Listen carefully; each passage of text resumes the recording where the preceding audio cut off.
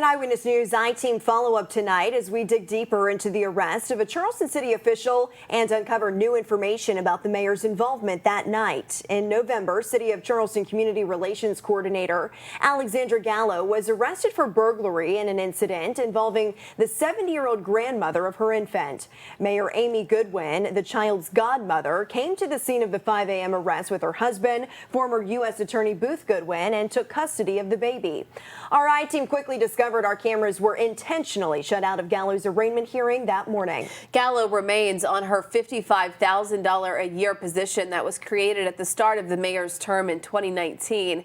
Gallo recently pleaded guilty to 3 misdemeanors in connection to the burglary. But tonight, the victim in that case is talking only to Eyewitness News, and we have exclusively obtained police body cam video that paints a clearer picture of what unraveled the night of that arrest. Eyewitness News reporter Leslie Rubin is here now to explain. We've learned Gallo has an open criminal case in New Jersey and an active bench warrant in Pennsylvania for failure to appear on charges that include resisting arrest and marijuana possession. Those alleged crimes happened before her employment with the city. In Kanawha County, she has a history, too, that includes 4 arrests on DUI-related charges that were all dismissed or deferred. 2 weeks after Gallo's last driving revoked for DUI charge was dismissed, she was arrested again. My concern is what's next. What's next? We're looking at a pattern here. What's next? Marianne McGowan is filled with questions since the night of November 2nd, the night she was babysitting her grandson who was dropped off by his mother, Alexandra Gallo, while she went out for Halloween parties. But in the middle of the night, Gallo came back.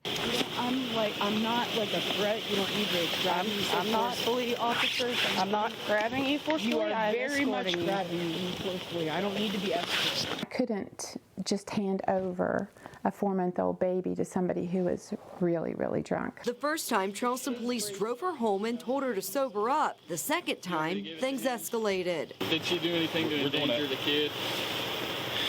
Other than going in and jerking it up while she's slap drunk and sprinting out the door and running into 20-degree weather with it. She rushed in that house back here behind this brick building and forced the door open and was shoving.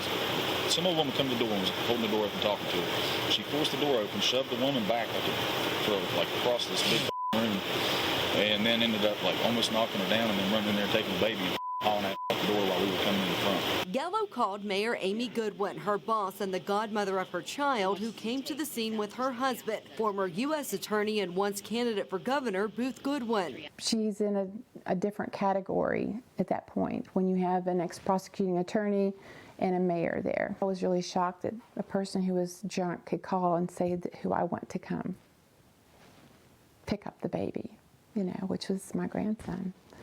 And that was kind of unusual for me. So, but it's just been a nightmare since then. The decision confused some police on scene too, who appear to have thought CPS should have been the ones to make the decision where the baby went. She's out.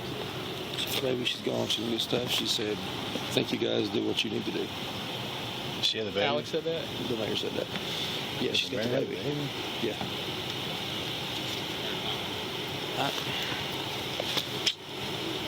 They related? I guess. Let me ask you, every time you ever called CPS, you ever see them drop the baby off to a friend? Yeah, they will. As long as honestly, as long as the baby's safe, they don't care who it is. That needs to be approved by CPS. Nobody has called CPS yet. Is that what we're doing? I mean, how does the whole parental right thing here? I mean, how come the dad can't take the baby? Why is the nurse taking the baby and the dad's not taking the baby? That's my question now. Can anybody answer that? Or why isn't she staying here? Or why is she not staying here with the grandparents? Typically, did she make the decision? But she's intoxicated, so how the make a decision? If this was a normal, you want me to ask you if it's on bush?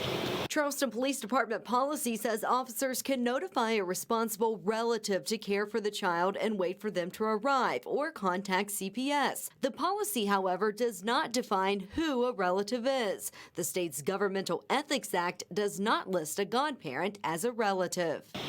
I hear that the baby's staying with the mayor. So how does that work?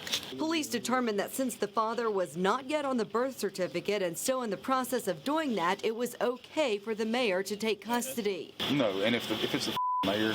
CPS is not going to take the baby from the mayor. Gallo was charged with burglary later that morning, a felony. Our investigation discovered that eyewitness news cameras were intentionally shut out of that hearing. So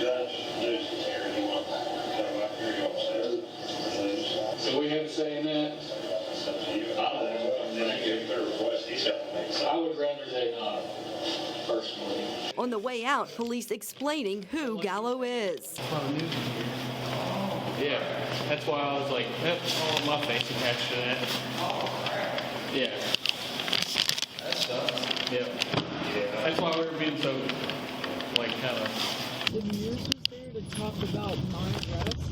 I don't know who told them, but that's why we told them we didn't want them to come in. We're not trying to embarrass you. Prosecutors initially dropped the felony charge against Gallo, saying they were going to present it to a grand jury instead, but later opted for a plea deal to 3 misdemeanors, a deal McGowan says she made clear she did not fully support. For battery, I asked for domestic battery because I am the grandmother, and it holds a higher charge.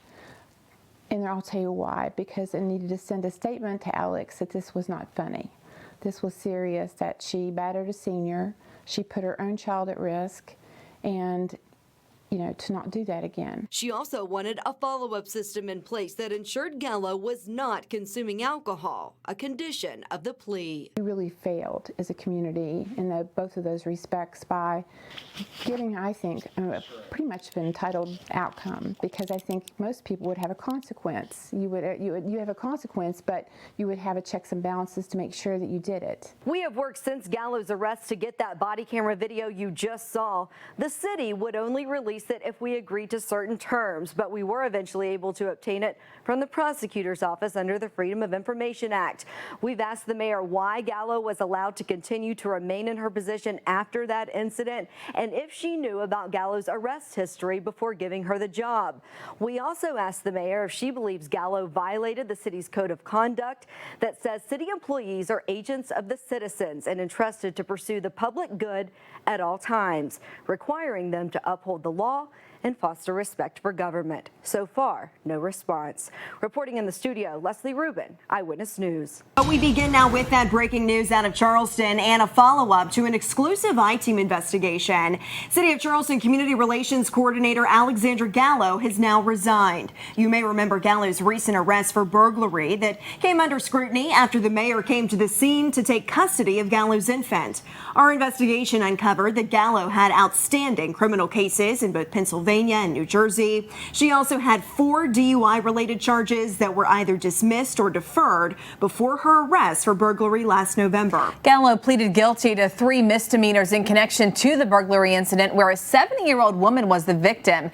In that incident, Mayor Amy Goodwin did come to the scene in the middle of the night to take custody of Gallo's baby, who is Goodwin's godchild. Our investigation revealed that our reporter was intentionally kept out of Gallo's arraignment hearing that morning.